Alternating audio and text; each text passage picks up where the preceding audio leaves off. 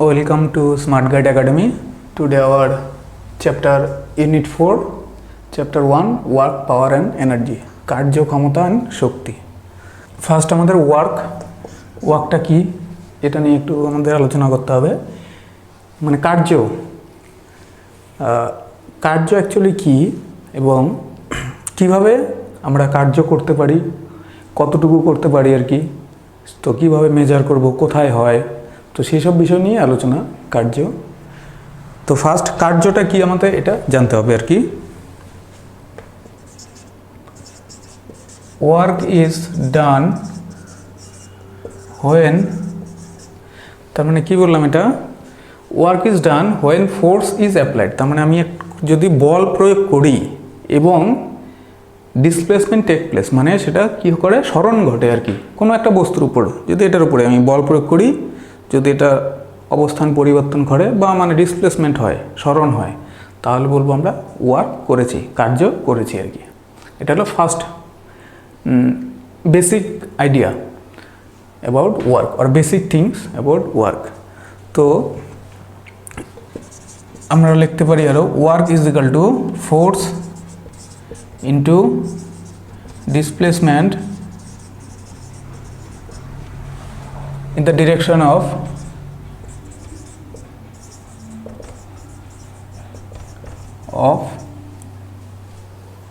force। মানে কি এখানে যে ফোর্স প্লাস ডিসপ্লেসমেন্ট, মানে ওই ফোর্সটা যেদিকে হবে সেই দিকেরই ডিসপ্লেসমেন্ট আর কি। তো কিন্তু বাস্তবে দেখা যায় যে আমরা ফোর্স একদিকে করছি, ডিসপ্লেসমেন্ট একদিকে করছি। যেমন একটা এক্সাম্পল, আমি কোনো একটা বস্তুকে এমন টানছি আর কি, এই বরাবর ফোর্স দিচ্ছি, তাহলে ওর ডিসপ্লেসমেন্ট হচ্ছে এই বরাবর। তো এই ক্ষেত্রে ফোর্স আমি কি লিখেছি, force into displacement in the direction of force.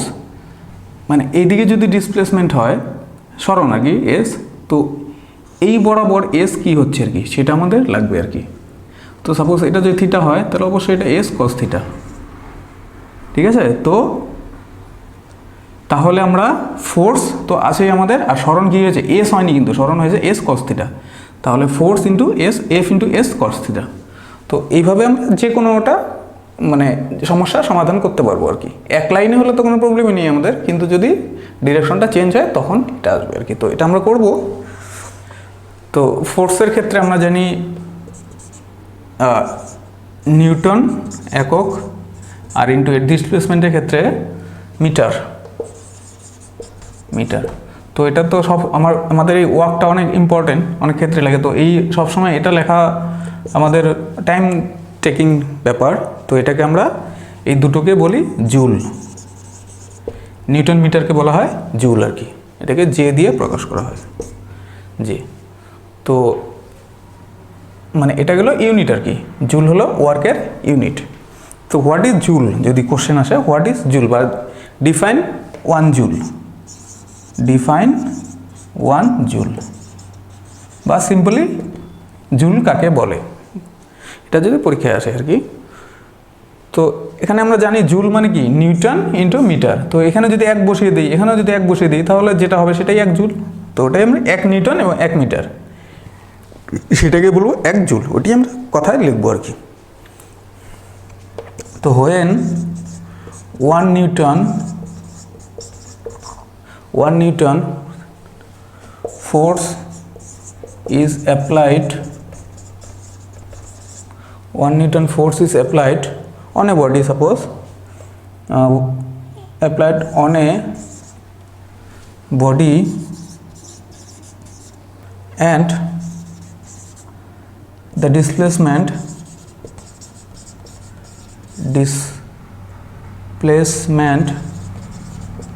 in the direction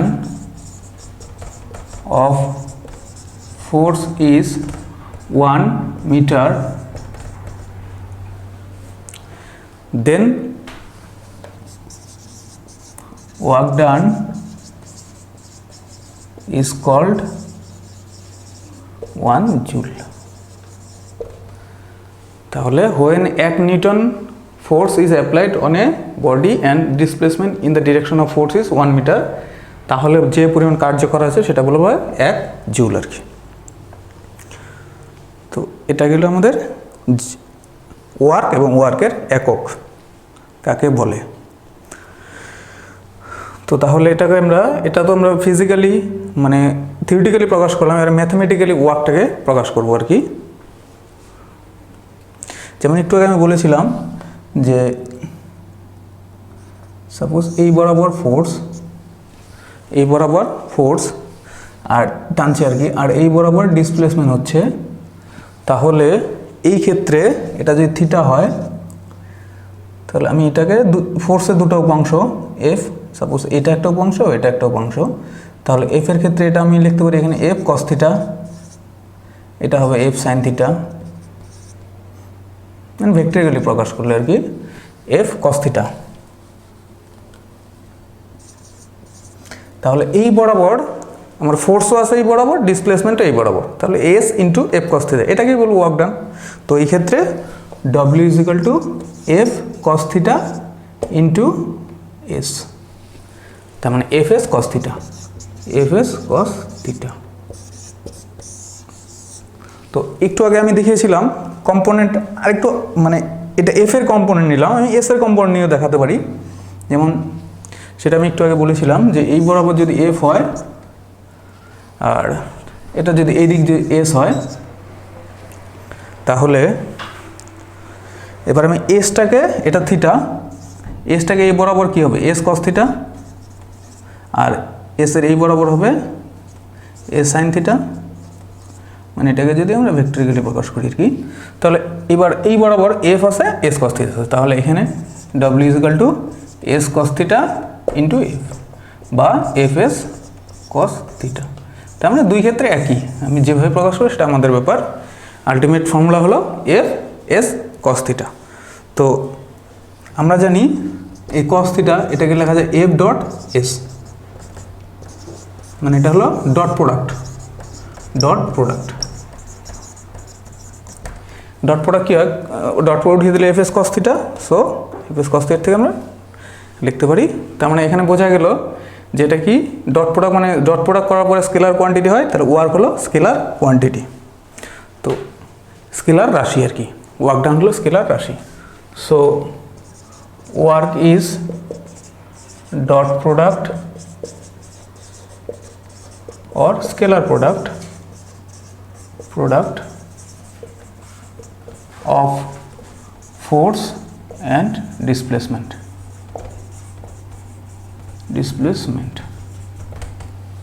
মানে কার্য হলো সরণ আর বলের ডট প্রোডাক্ট বা স্কেলার প্রোডাক্ট আর কি। তো এবার তার মানে বুঝলাম ওয়ার্কের কোনো কি নেই, ডট প্রোডাক্ট হলে এর কোনো এক দিক নেই আর কি, নো ডিরেকশন, কারণ এটা স্কেলার রাশি, শুধু মান আর কি। তো work has no direction but, মানে স্কেলার যেহেতু সেই জন্য no direction, but it has sign, sign মানে চিহ্ন আর কি, it has sign, work may be positive, negative or zero। তার মানে ও কার্য পজিটিভও হতে পারে, ধনাত্মক হতে পারে, নেগেটিভ ঋণাত্মক হতে পারে, আবার জিরো হতে পারে আর কি। এটা and depend on cos theta, যে আমাদের একটা ওয়ার্কের ফর্মুলায় কস থিটা ছিল, সেই কস থিটার উপর ডিপেন্ড করবে যে জিরো হবে না পজিটিভ হবে না নেগেটিভ হবে আর কি। তো ফার্স্ট 1 নম্বর দেখি, ইফ থিটা মানে 0 থেকে বড় কিন্তু π/2 থেকে ছোট বা অর ইকুয়াল, 0 আর π/2 ইকুয়াল, তো এই ক্ষেত্রে তার মানে এটা অ্যাকুইট অ্যাঙ্গেল বলে, আমরা বলি সূক্ষ্মকোণ, বাংলায় যেটা বলে সূক্ষ্মকোণ আর কি, এটাকে বলে অ্যাকুইট অ্যাঙ্গেল। তো এই ক্ষেত্রে দেখি পজিটিভ হয় না নেগেটিভ হয় কার্য, যেমন 0 থেকে π/2 মধ্যে cos থিটা কী হবে, cos theta is equal two cos 0 মান 1, তো cos π/2 মান 0, তার মানে 1 থেকে 0 মধ্যে আছে পজিটিভ আর কি, তো cos theta is positive, so work is positive, cos theta যদি পজিটিভ হয়, so work is positive. যেমন একটা এক্সাম্পল, work done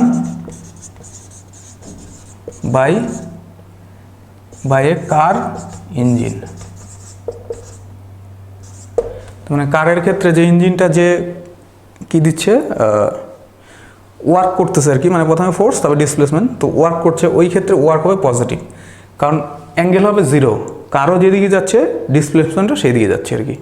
তো সেই জন্য work done by the engine of a car is positive. তো 2 নম্বর দেখি, π/2 থেকে বড়, 180 থেকে ছোট আর কি। তো মানে 90 থেকে বড় কিন্তু 180 থেকে ছোট। তো এই ক্ষেত্রে কি হবে, এটাকে বলি আমরা অবটিউস অ্যাঙ্গেল,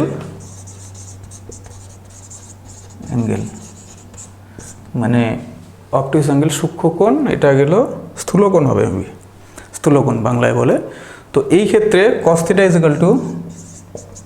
theta is নেগেটিভ, কারণ 90 থেকে পরে আমি 180 যদি বসিয়ে দিই মাইনাস আসবে, cos theta is negative.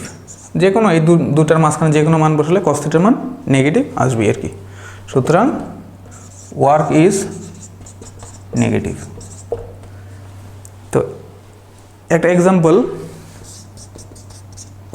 Work done by friction on a moving object. মানে এই ক্ষেত্রে কী হবে, work done by friction on a moving object, যেদিকে বস্তু যাচ্ছে ফ্রিকশনাল ফোর্স তার বিপরীত দিয়ে কাজ করে, তার মানে অ্যাঙ্গেল হবে কত, 180। তো সুতরাং fs cos theta cos 180 এবং মাইনাস fs, মানে w মাইনাস fs। এটার ক্ষেত্রে যেমন ছিল আমি করে দেখাতে পারি এখানে, w is equal to fs cos 0, তার মানে fs প্লাস fs, তো এটা মাইনাস fs। তো এটা গেল পজিটিভ ওয়ার্ক আর নেগেটিভ ওয়ার্ক। এবার আমরা 3 নম্বর যাব, জিরো ওয়ার্ক।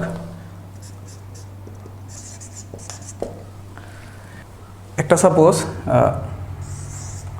এখানে প্রোটন আছে বা নিউক্লিয়াস আর কি, প্রোটন আর এখানে ইলেকট্রন, তো চারিদিকে ঘুরছে, তো ওর ভেলোসিটি এই বরাবর, কিন্তু প্রোটনটাকে ইলেকট্রনকে এই দিকে টানছে আর কি। তো এই ক্ষেত্রে ওর সরণ এইদিকে, কিন্তু ফোর্সটা কোন দিকে, এই দিকে। তো এদের মধ্যে অ্যাঙ্গেল কত, 90 ডিগ্রি। তো এই ক্ষেত্রে দেখি ওয়ার্ক ডান কত হয়, যদি ফোর্স এবং ডিসপ্লেসমেন্টের মধ্যে 90 ডিগ্রি অ্যাঙ্গেল থাকে, তাহলে দেখি ওয়ার্ক ডান কত হয়। এই ক্ষেত্রে ওয়ার্ক ডান হবে 0 বা ওয়ার্ক হবে 0 আর কি।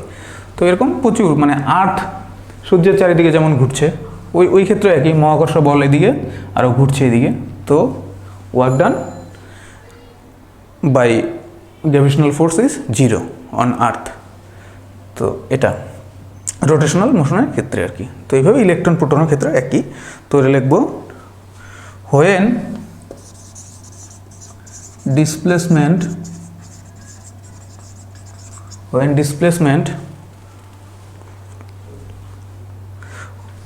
of an object is normal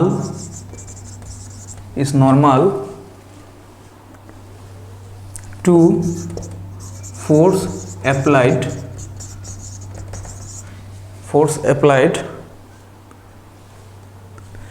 then work done by that force is 0.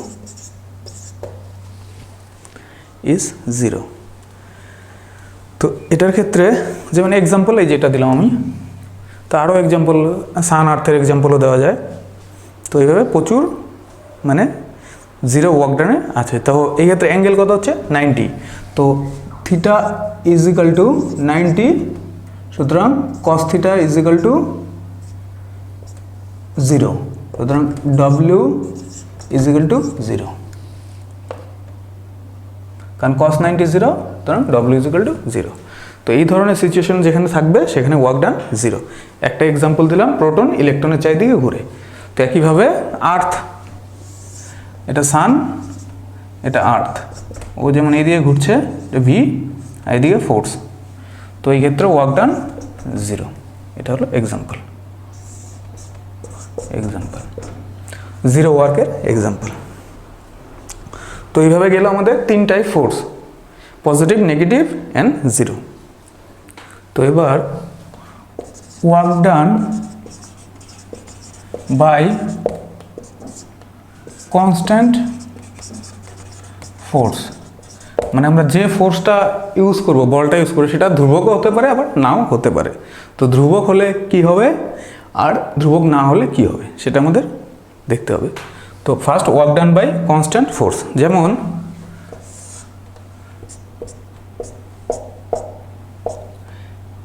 আমি এখান থেকে একটা বস্তুকে সাপোজ 2 মিটার উঠাচ্ছি, এখানে ফোর্স হবে mg, সব জায়গায় কী হবে mg, তার মানে এখানেও যা বল এখানেও যা বল সব জায়গায় একই বল। তাহলে এই ক্ষেত্রে ওয়ার্ক ডান হবে 2, মানে ডিসপ্লেসমেন্ট মানে উচ্চতা 2 ইন্টু mg। তাহলে এটা কি, যেহেতু ধ্রুবক ফোর্স সেই জন্য আমি কি লিখলাম, ডাইরেক্ট দূরত্ব বা হাইট ইন্টু বল, এটা ধ্রুবকের ক্ষেত্রে। তো যদি তার মানে এই ফোর্সটা হলো গ্র্যাভিটেশনাল ফোর্স আর কি। তো এটা যেহেতু ধ্রুবক ছিল আমি ইজিলি ওয়ার্ক ডান বের করে ফেলতে পারলাম আর কি। তো ধ্রুবক না হয়ে যদি এবার ভেরিয়েবল ফোর্স হয়, ওয়ার্ক ডান বাই ভেরিয়েবল মানে পরিবর্তনশীল ভেরিয়েবল ফোর্স, তখন কি হবে? যেমন একটা আমি এক্সাম্পল দিচ্ছি আগে।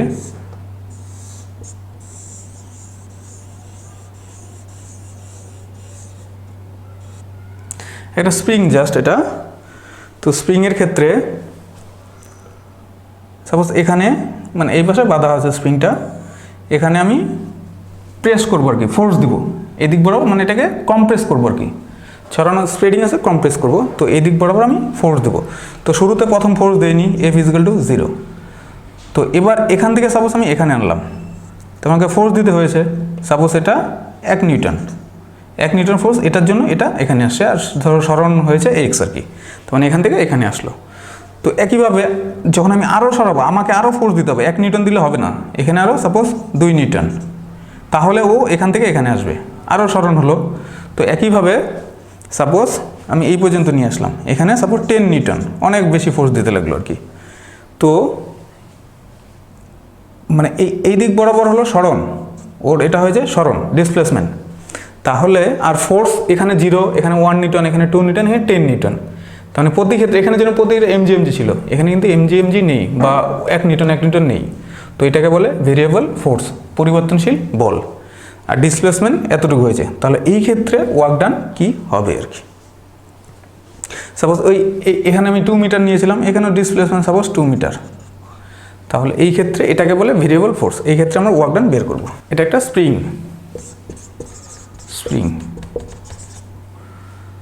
তো এই ক্ষেত্রে আমি এটা এক্স, আমি যত এক্স বাড়াচ্ছি আমার কি হচ্ছে, ফোর্সও বাড়ছে আর কি, বেশি ফোর্স লাগতেছে। যত আমি পুশ করছি মানে বেশি, এখান থেকে অল্প ডিস্টেন্স নিয়েছি অল্প ফোর্স লেগেছে, আরও বেশি ডিস্টেন্স নিয়েছি কি হচ্ছে, বেশি ফোর্স লাগছে আর কি। মানে যত ডিসপ্লেসমেন্ট বাড়াচ্ছি তত আমি ফোর্স বেশি লাগছে। তাহলে আমরা বলতে পারি force on spring F proportional to X, X যত বাড়বে ফোর্স তত তোমার বেশি লাগবে, বা F equal to K X, K একটা কনস্ট্যান্ট আর কি, ধ্রুবক, বা K equal to F by X. এখানে কে বলা হয় spring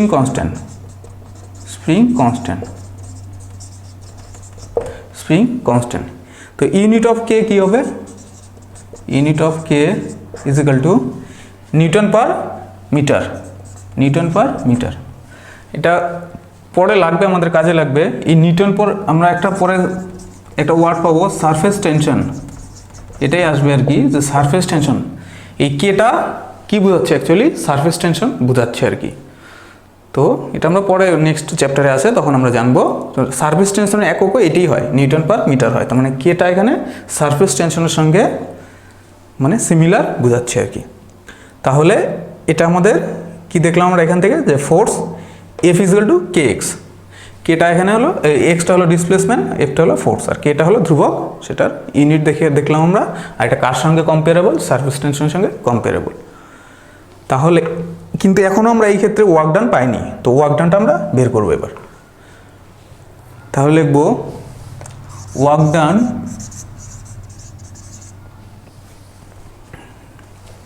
in compressing or extending, মানে এটাকে আমরা এটা আমি যা করছি এদিকে ফোর্স দিচ্ছি, যে এটা হলো কম্প্রেসিং হচ্ছে, আবার আমি টানতেও পারি, সেটা হবে extending. Work done in compressing and extending of a spring, এটা আমরা বের করবো এখন। Work done in compressing and extending spring, এটা আমরা বের করব। তাহলে আমরা জানি যে কোনো ডিস্টেন্সে এক্সে ফোর্স কি হবে? কে এক্স। তাহলে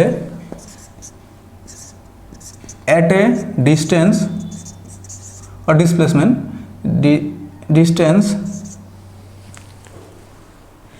x, at a distance x, force is F is equal to kx, force is kx। এবার এটা x এর জন্য যদি আমরা একটা স্মল ডিসপ্লেসমেন্ট নিই, ছোট্ট একদম dx, স্মল ডিসপ্লেসমেন্ট dx যদি নেই, তাহলে কি হবে? For small displacement or distance, for small displacement dx,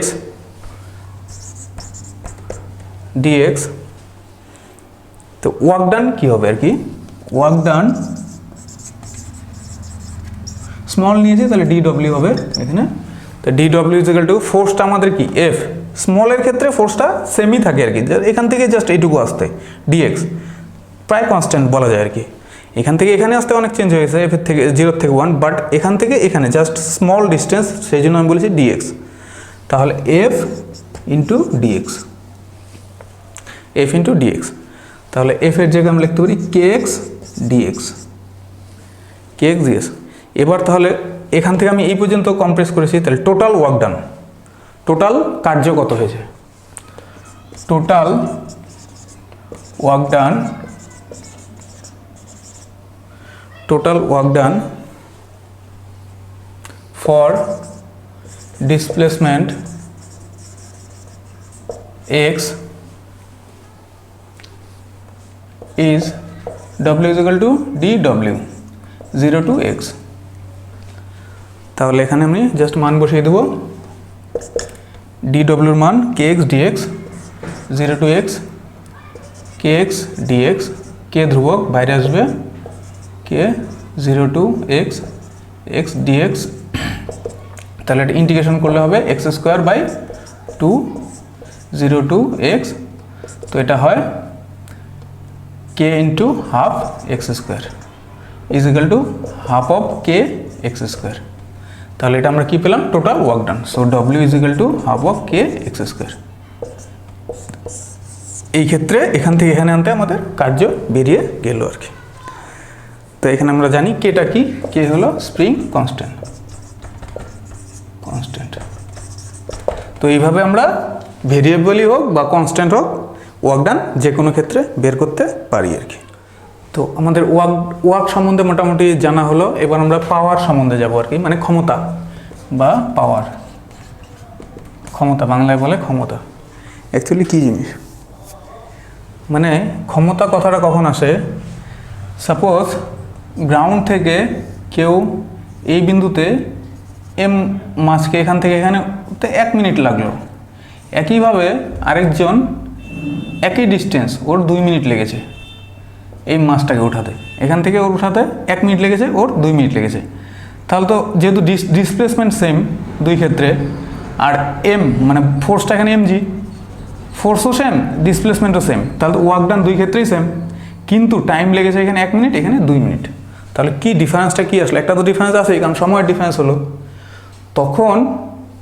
তখন দেখব যে ও 1 মিনিটে কত কার্য করেছে আর কি। mg into suppose height H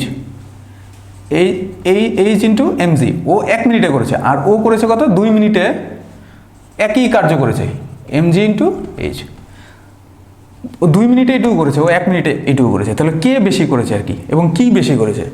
O নিশ্চয়ই কম, 2 মিনিটেও এইটুকু কার্য করেছে, তার মানে ওর কি কিছু একটা কম।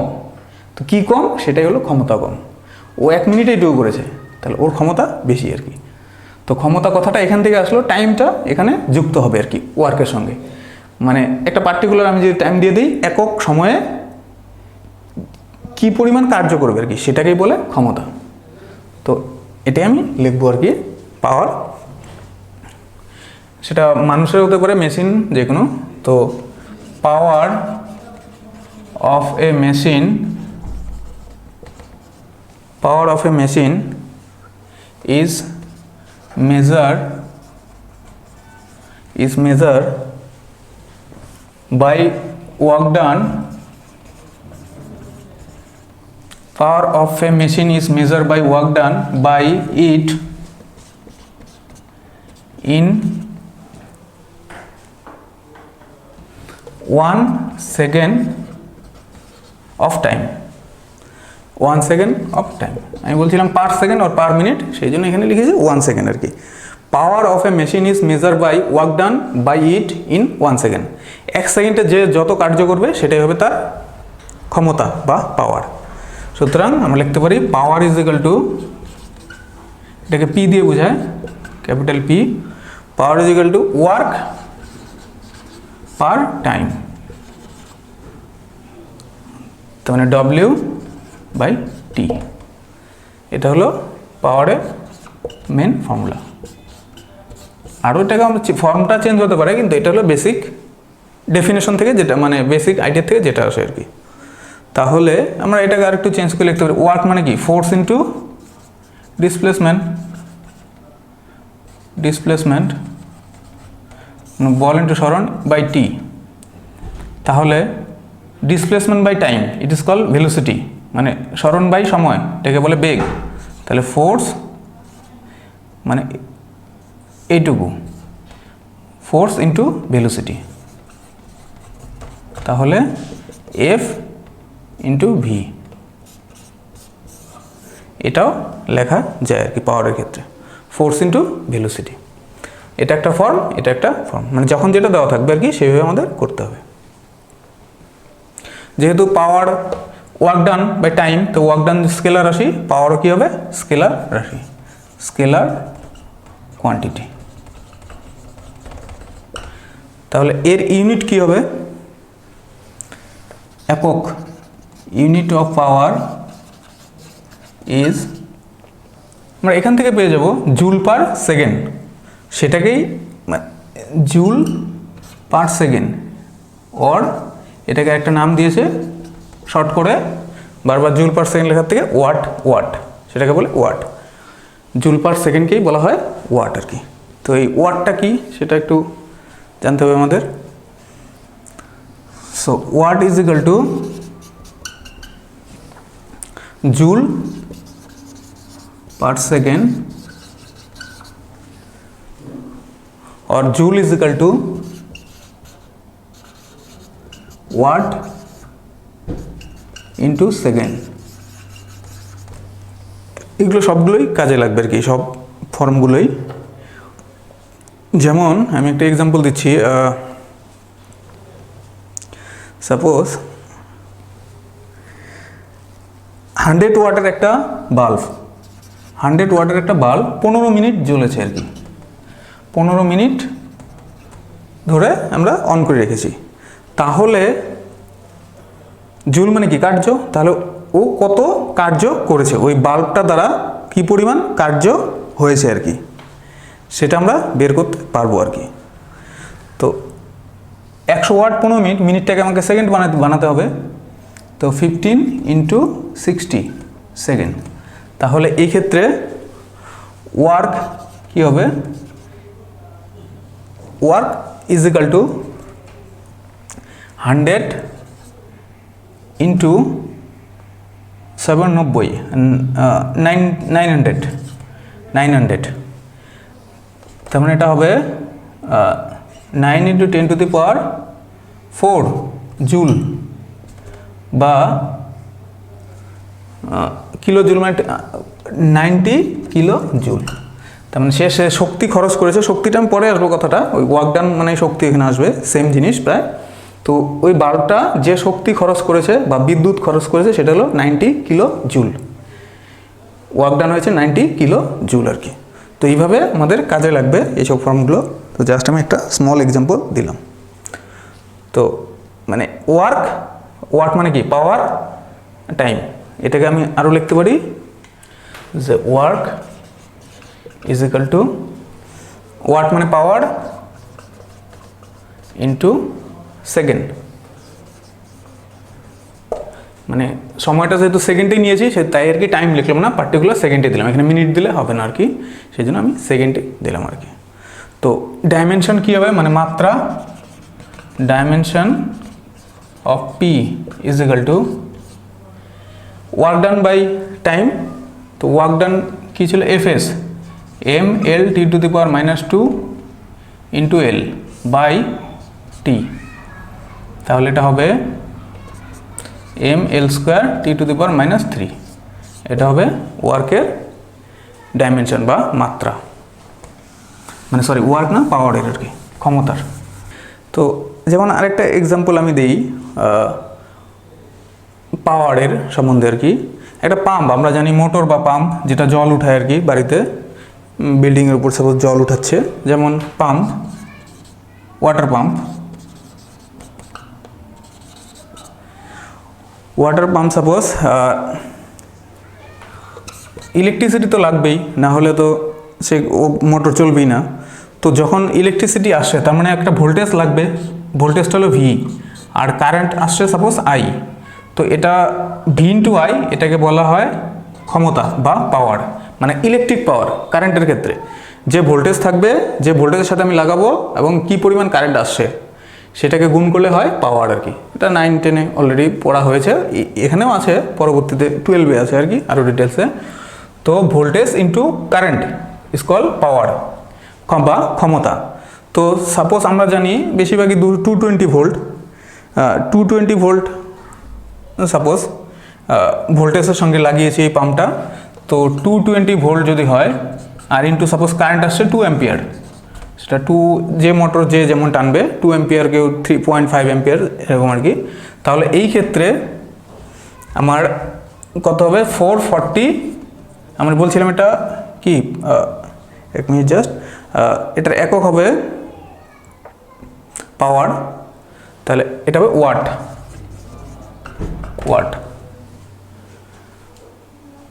তাহলে এখানে আমরা করলাম 440 ওয়াট, মানে ক্ষমতা আর কি। তাহলে ক্ষমতা হলো 440 ওয়াট। এক মিনিট জাস্ট, এটা অ্যাকচুয়ালি ভি ইন্টু আইটা ক্ষমতা হবে না, সরি, এটা হবে ওয়ার্ক মানে ডব্লিউ। এক মিনিট সরি, মানে ভোল্টেজ ইন্টু কারেন্ট, এটা ক্ষমতা না, সরি, এটা হবে ওয়ার্ক বা কার্য আর কি। তাহলে এখানে আমরা একক লিখবো জুল, জুল। এটা প্রমাণ আছে, এটা অসুবিধা নেই, এটা আগেও ছিল 9-10-এ বা পরবর্তীতে 12-এ গিয়ে আবার আছে আর কি। তো work done V into I 220 into 2 440 joule, তার মানে ও ইলেকট্রিক যে কার্য করেছে সেটা হলো 440 জুল। এবার সাপোজ জল উঠিয়েছে, কিছু একটা উচ্চতায় উঠিয়েছে সাপোজ, তাহলে ওই ক্ষেত্রে ওয়ার্ক কত করেছে, মানে mgh আমরা জানি, যখন জলটা এই এম ভরের জল সাপোজ 100 কেজি বা যত কেজি হোক, একটা হাইটে উঠিয়েছে 10 মিটার 50 মিটার, তাহলে তখনও তো কার্য হয়েছে, মানে ও এই কার্যটা নিয়েছে, আর এটা হলো আউটপুট, এটা হলো ইনপুট। ওকে এই কার্য দিয়েছে কারেন্ট, আর ও এই কার্যটা আউটপুট হিসেবে দিয়েছে। তা সাপোজ এটা ধরলাম আমি ক্যালকুলেশন করে 300 জুল, মানে এটা ও দিয়েছে। অ্যাকচুয়ালি ও নিয়েছে কত, 440, কিন্তু দিল কত, 300, পুরাটা দিতে পারেনি। কিন্তু এটা যে কোনো মেশিনারি, মানে ধর্ম আর কি, যে যত নিবে সে তত দিতে পারবে না আর কি। যে পরিমাণ কারেন্ট নিবে যে পরিমাণ শক্তি নিবে সেই পরিমাণ ও শক্তি রিটার্ন করতে পারবে না। মানে ফ্রিকশন বা ঘর্ষণ বা তাপ উৎপন্ন হয়, ওইসবে অনেক ক্ষয় হয়ে যায় শক্তি। তো 440 নেওয়ার পরও 300 দিল, তার মানে এটা আউটপুট, এটা input.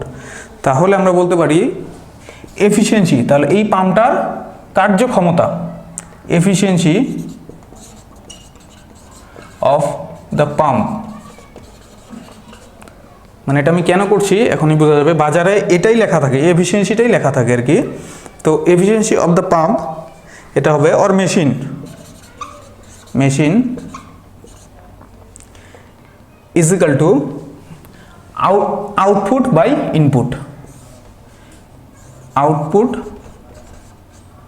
Output by input, output by input. Output suppose power, input power. এখানে আমি পাওয়ার, এটা তো কার্য, ঠিক আছে। এখানে পাওয়ার কথাটা আমি কেন বললাম, কারণ এটা এখানেও 1 সেকেন্ডে এটা নিয়েছে আর 1 সেকেন্ডে এটা দিয়েছে, তাহলে এটাও গিয়ে যাবে, পাওয়ারই হয়ে যাবে। মানে 1 দিয়ে ভাগ করলে এটাই থাকবে। তো এটাকে আমরা দুই ক্ষেত্রে 5 সেকেন্ডের ব্যাপার, তাহলে এটাই পাওয়ার হিসাবেও এখানে আমরা ব্যবহার করব আর কি। তো সুতরাং এখানে আউটপুট 300, ইনপুট হলো 440। তো এটাকে আমরা মানে এফিসিয়েন্সি অফ দ্য মেশিন, এটাকে সাথে 100 দিয়ে গুণ করে এটা পার্সেন্টেজ বের করতে হয় আর কি।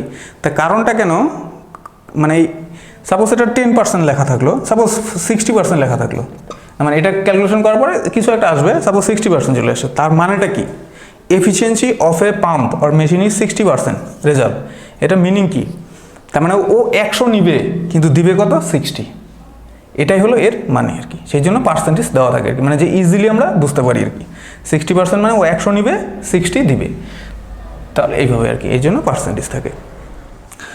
ওয়াটারের ক্ষেত্রে আমরা ওয়াটারের মাস তো লাগবে, তো আমরা জানি 1 meter cube water mass is equal to 1000 kg. তার মানে 1 মিটার কিউব ওয়াটারের আয়তন আর কি, এটার মাস হয় 1000 কেজি, আর এটা ইজ ইকাল টু 1000 লিটার। তো যখন যেটা দেওয়া থাকবে সেটা আমরা ইউজ করবো, কারণ আমাদের লাগবে মাসটা। এটাও দেওয়া থাকতে পারে, এটাও দেওয়া থাকতে পারে। তো 1000 লিটারও যদি থাকে তার ভর হবে 1000 কেজি, 1 মিটার কিউব যদি থাকে তাহলে তার ভর হবে 1000 কেজি আর কি। তো আমরা দেখলাম এফিসিয়েন্সি মানে কার্যক্ষমতা, এফিসিয়েন্সি অলওয়েজ 60% আমি বলছিলাম, যেমন 60%, তো এটাকে পার্সেন্টেজ উঠিয়ে দিলে 60/100, তার মানে 6/10 কত আসে? 0.6, মানে 1-এর থেকে সবসময় কম হবে আর কি, লেস দেন 1। কোনোদিনও 1-এর থেকে বেশি হতে পারে না আর কি, বা 1ও হতে পারে না। আমি বলছিলাম যে যত নিবে তত কোনোদিনও দিতে পারবে না, কিছু ক্ষয় হয়ে বেরিয়ে যায়। সেই জন্য এই এফিসিয়েন্সির মানটা অলওয়েজ 1-এর থেকে কম হয়। একটা এক্সাম্পল দেওয়া যাক এই পাওয়ারের বা ক্ষমতার, তাহলে জিনিসটা একটু ক্লিয়ার হবে। A pump on ground floor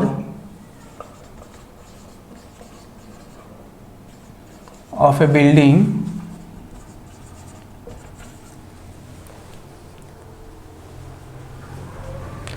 can pump water to fill a tank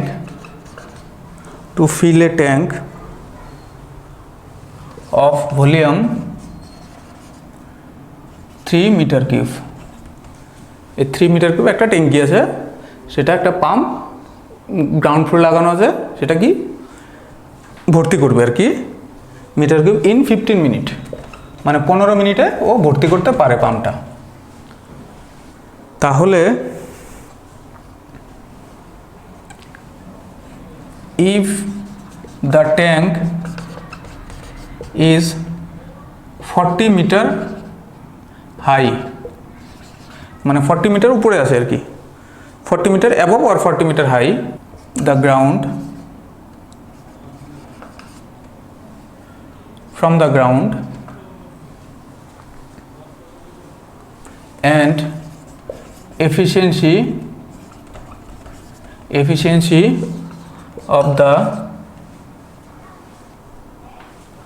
pump is 30%. How much electric power is consumed by the pump,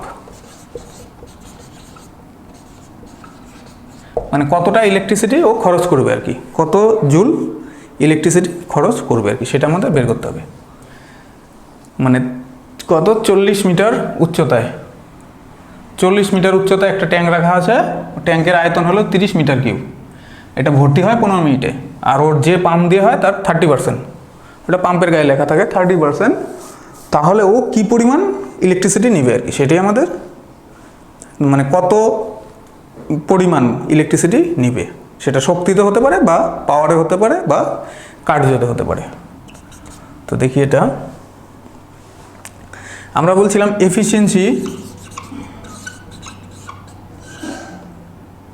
efficiency is equal to output by input. তাহলে এখানে efficiency কত 30%, এখানে electric power এটা হবে কি input, কারণ এটা নিচ্ছে আর ও দিচ্ছে কত, এই জলটা উঠাচ্ছে যে সেটা দিচ্ছে আর কি, কত এই মিটার কিউব এই জলটা দিচ্ছে সেটা উঠাচ্ছে, এটা হলো আউটপুট। তাহলে আমরা আউটপুটটা বের করে নিই, দেখি আউটপুট কত হয়। Output power is equal to work by time, power মানে তো ওয়ার্ক বাই টাইম, তাহলে ওয়ার্ক এমজিএইচ আমি বলছিলাম উপরে উঠাতে সে যে ওয়ার্কটা হয় সেটা হলো MGH by time.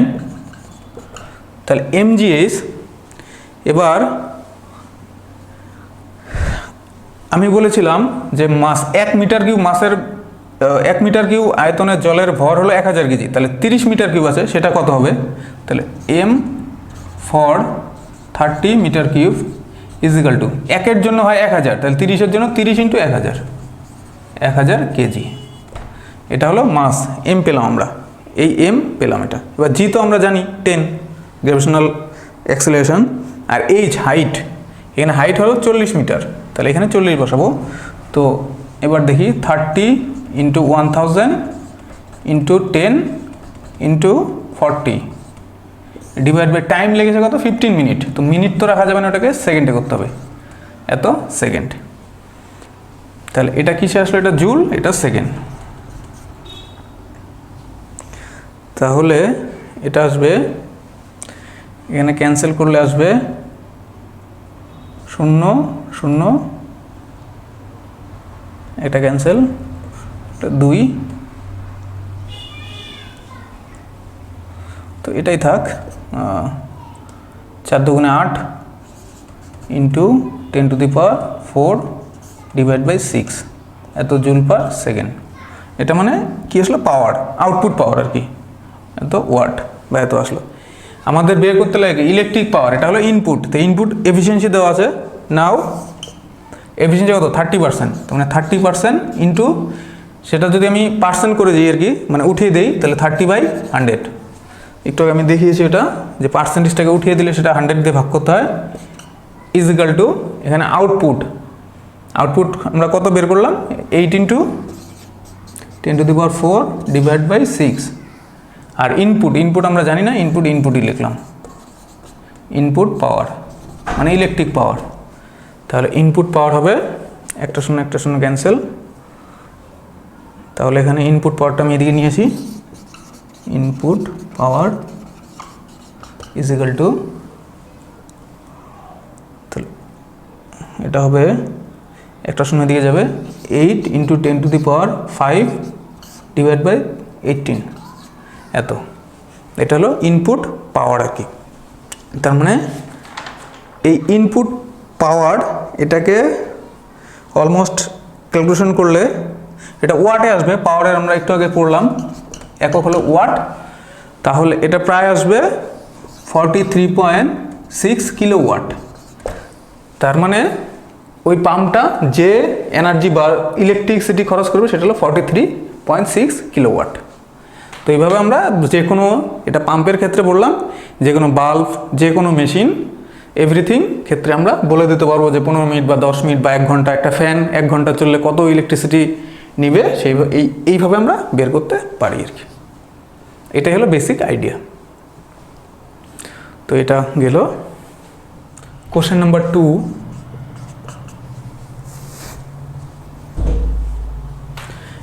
a train 100 metric ton, মানে একটা ট্রেনের mass 100 metric ton is running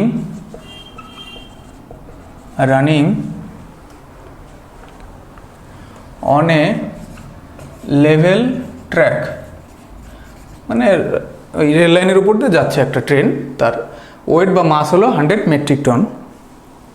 তাহলে with uniform speed 72 kilometer per hour, এই স্পিডে সে যাচ্ছে আর কি ট্রেনটা। তাহলে if the friction or frictional resistance, মানে যে ঘর্ষণ বল আর কি, ওখানে তো চাকার সঙ্গে ঘর্ষণ বল থাকবেই। if the frictional resistance amount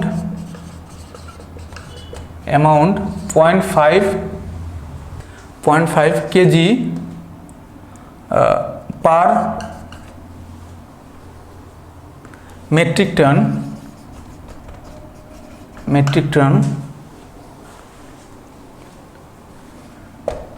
find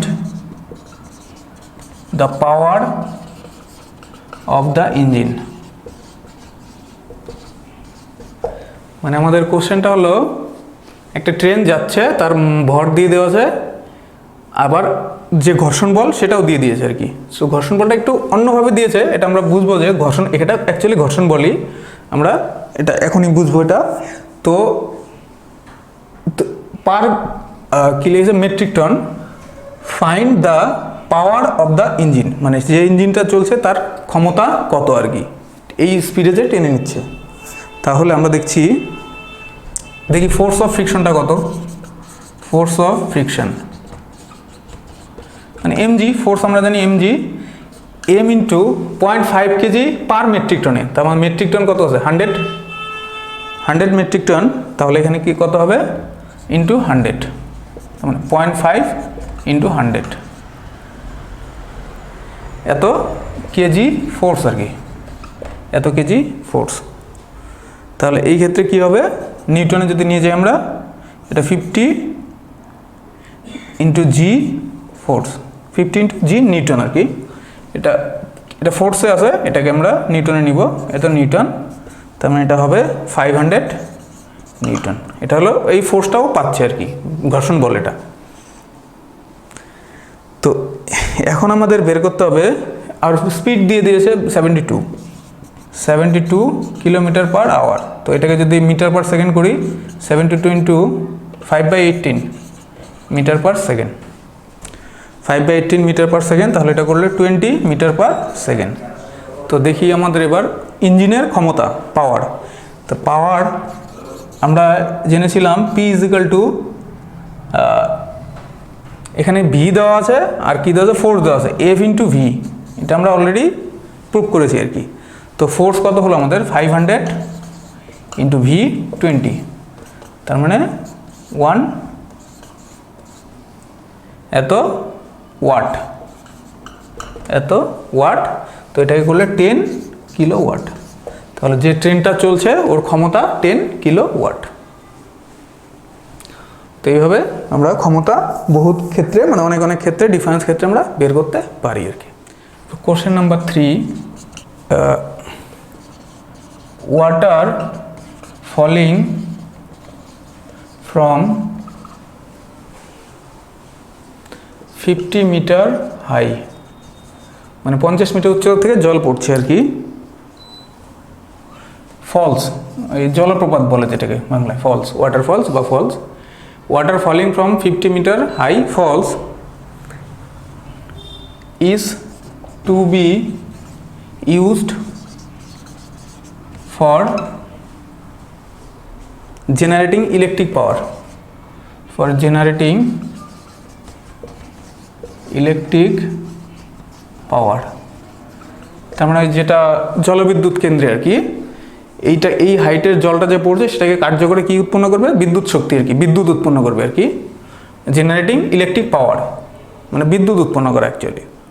তো if 1.8 into 10 to the power 5 kg of water falls per hour, তার মানে 1 ঘন্টায় এই পরিমাণ জল পড়ে আর কি। তাহলে and half of the gravitational potential energy is converted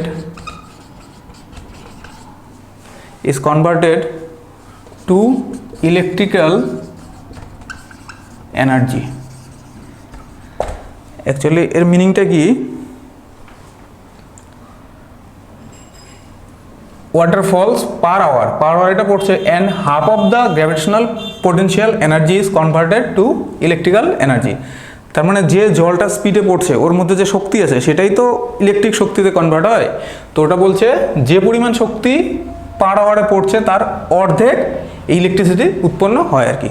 তার মানে ইনপুট পাচ্ছি আমরা যত, আউটপুট পাবো তার আধা, মানে ক্ষমতা অ্যাকচুয়ালি কত হলো, তাহলে এখান থেকে আমরা বুঝে নিতে হবে half of the gravitational potential energy, half মানে এখানে 50%, তাহলে ক্ষমতা হলো 50%, কারণ যে পরিমাণ শক্তি পড়ছে ওই পরিমাণ শক্তি তো বিদ্যুৎ শক্তি উৎপন্ন করা সম্ভব নয়, তো সেটা হাফ পারছি না আর হাফ উৎপন্ন হচ্ছে, কনভার্ট হচ্ছে ইলেকট্রিক্যাল এনার্জিতে।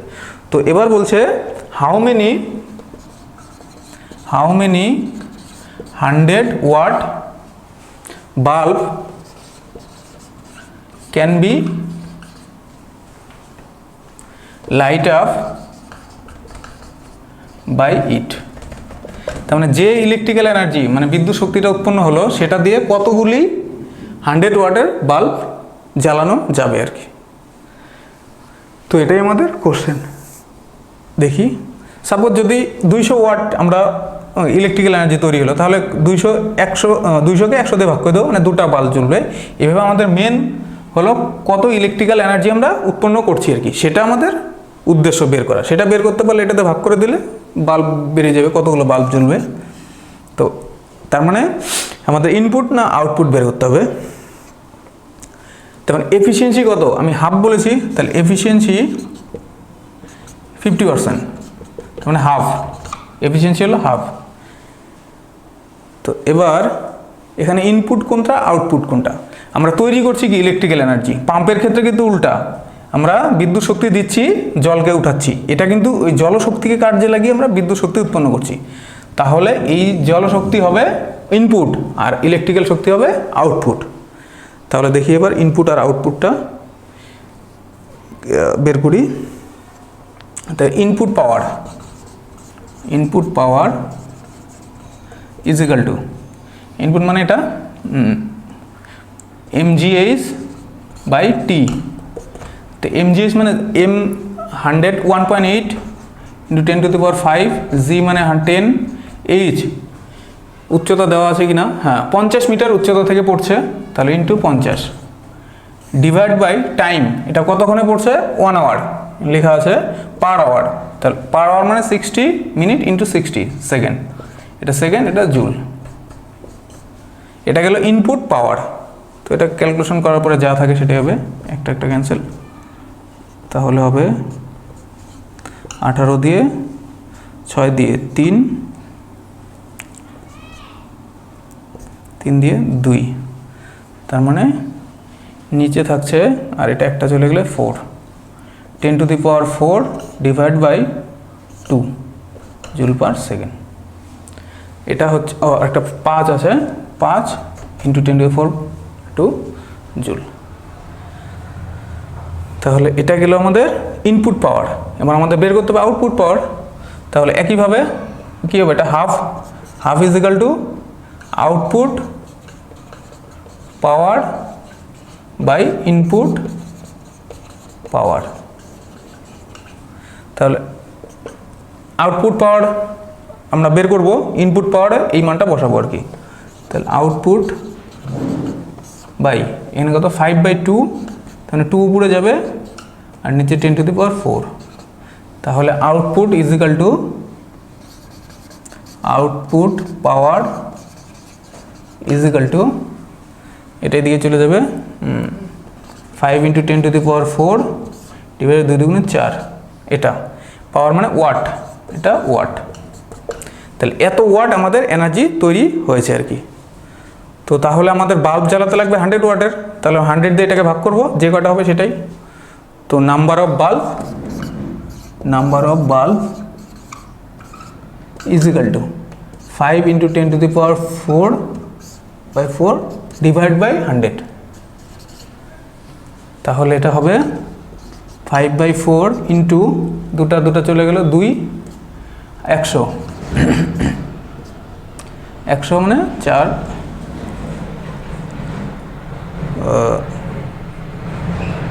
তাহলে এখানে হবে 4 25 100, তাহলে 5 25 125। তাহলে 125টি বাল্ব আমরা জ্বালাতে পারবো। এখান থেকে যে আমাদের বিদ্যুৎ শক্তি উৎপন্ন হলো সেটা দিয়ে 125টা বাল্ব আমি জ্বালাতে পারবো আর কি। তো এইভাবে মানে আমাদের এইটাই পাওয়ার এবং ওয়ার্কের ক্ষেত্রে নিউমেরিক্যাল বা অঙ্ক থাকে আর কি। তো এই দুটা সম্বন্ধে আমাদের ক্লিয়ার হয়ে গেল, ওয়ার্ক আর পাওয়ার। তো নেক্সট দিন আমরা এনার্জি সম্বন্ধে আলোচনা করব। Thank you.